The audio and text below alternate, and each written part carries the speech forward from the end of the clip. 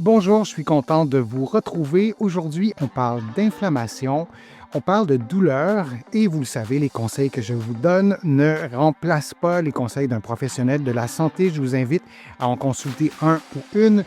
Vous allez trouver plusieurs des conseils que je vous donne aujourd'hui dans mes livres, sur mon site web aussi. Et dans mes livres, vous les connaissez, il y a le livre Lève-toi et marche et mon plus récent livre Plus jamais malade.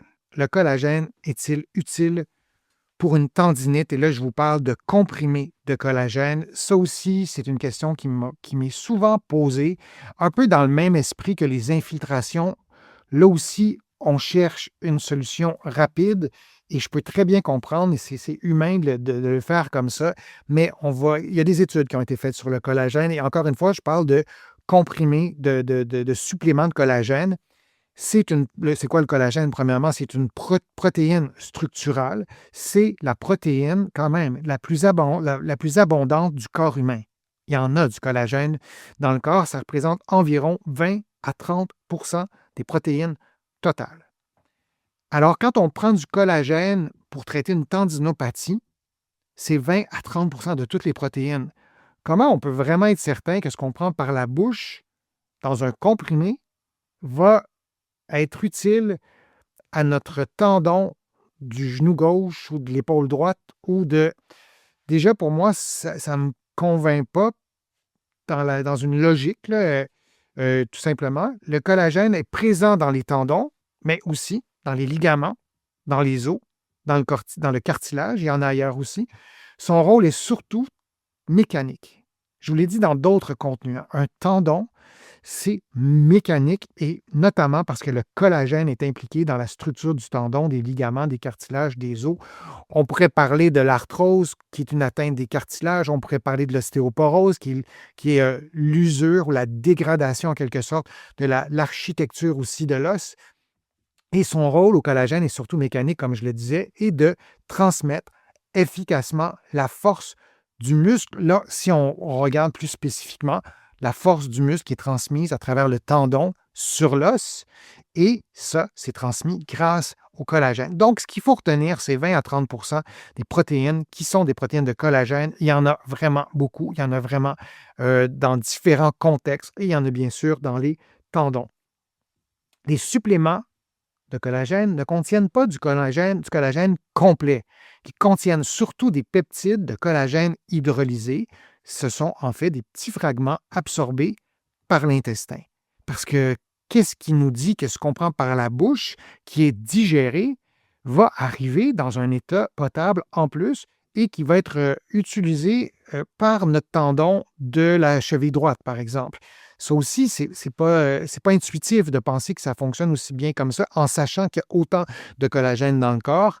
Absorber ces peptides ne signifie pas qu'ils seront intégrés directement au tendon ou au cartilage, comme je vous le dis, et l'organisme ne dirige pas automatiquement ces fragments vers un tissu précis.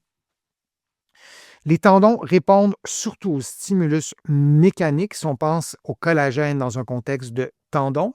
Si on pense au collagène dans un contexte d'arthrose, ben ça aussi, l'arthrose, c'est l'usure des cartilages. Le cartilage, c'est situé le cartilage articulaire, disons, c'est situé à l'extrémité des os longs. Et avec le temps, les cartilages s'usent chez tout le monde.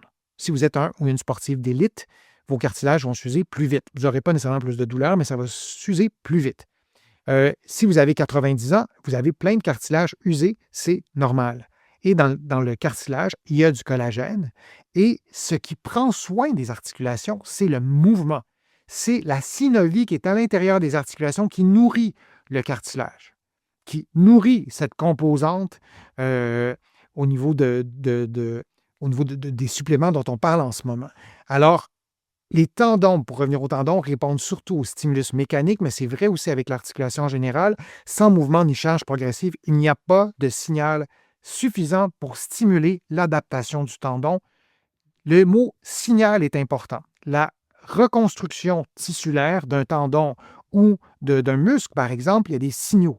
On parle d'inflammation, on parle de système immunitaire, on parle de signaux orchestrés très complexes et le mouvement tout ce qui est mécanique stimule ces signaux-là à l'intérieur du tendon et on pourrait aussi ajouter à l'intérieur du muscle. C'est un peu le même principe.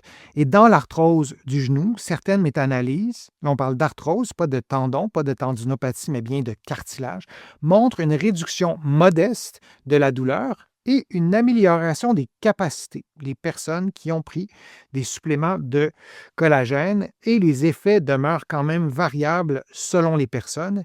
Et si on continue toujours dans ces études-là, bien à ce jour, les études, ça c'est intéressant, n'ont pas démontré que le collagène répare le cartilage ni modifie la structure des tissus articulaires. Donc, quand on va les vérifier, ces tissus-là, ils ne sont pas améliorés. Lorsqu'un effet est observé, il apparaît graduellement et demeure généralement modeste pour ce qui est des améliorations, notamment des capacités fonctionnelles. Alors, on n'a pas démontré du tout clairement que la prise régulière de suppléments de collagène allait faciliter, améliorer la structure même des cartilages ou la structure même des tendons. Peut-être qu'on le démontrera un jour.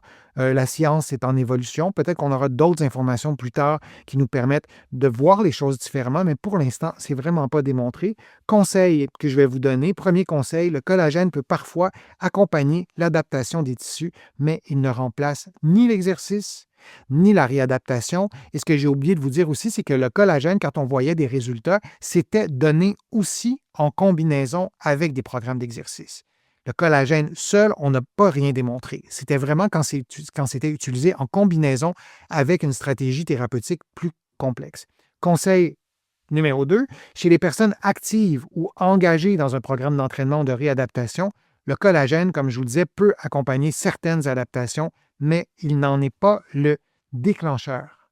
C'est comme si le mouvement, l'exercice, le programme d'entraînement établit ce signal de réparation, on pourrait l'interpréter comme ça, et en prenant peut-être des suppléments de collagène chez certaines personnes, on remarquait certains éléments positifs que je vous ai énumérés, mais sans observer des changements histologiques, sans jamais observer des changements au niveau de la structure même des cartilages, par exemple. Mais on a besoin d'un signal, et ça passe de signal pour déclencher la réparation, et ça passe par le mouvement. Donc, le collagène est-il utile pour une tendinite? Bien, la réponse, c'est on ne le sait pas, on ne l'a pas démontré, et il n'y a rien qui nous permet de le croire. C'est du cas par cas, il faut voir les effets secondaires. Moi, je ne suis pas médecin, je conseille toujours à mes patients d'en parler à leur médecin pour voir si, dans leur contexte à eux, est-ce qu'une opinion médicale encouragerait ou découragerait l'utilisation du collagène. Moi, je préfère le dire comme ça. C'est un mot très à la mode, le collagène, en chirurgie esthétique. On l'utilise à plein de sauces, mais pour ce qui est du côté tendinite, ça n'a pas été démontré de façon nette et précise et ce n'est pas très convaincant et ce n'est pas non plus intuitivement logique de penser qu'un comprimé de collagène va pouvoir aller réparer un tendon bien précis situé à un endroit bien précis. Je vous remercie de votre participation. C'est toujours un grand plaisir de vous présenter mes contenus. J'espère que tout ça vous sera utile. Je vous remercie aussi pour vos contributions. Vous êtes nombreux et nombreuses à me faire des contributions, soit directement sur ma chaîne YouTube, soit en visitant mon site web, le www.denisfortier.ca. Vous pouvez vous abonner à l'infolette, c'est gratuit. Il y a des courriels thématiques. Aussi, vous allez trouver beaucoup d'informations dans mes livres, notamment mon livre Plus jamais malade et aussi mon livre Lève-toi et marche. Il y en a beaucoup d'autres. Vous pouvez les trouver des deux côtés de l'Atlantique. Je suis Denis Fortier. Je vous remercie beaucoup. Je vous dis à une prochaine fois, à une prochaine vidéo. À bientôt.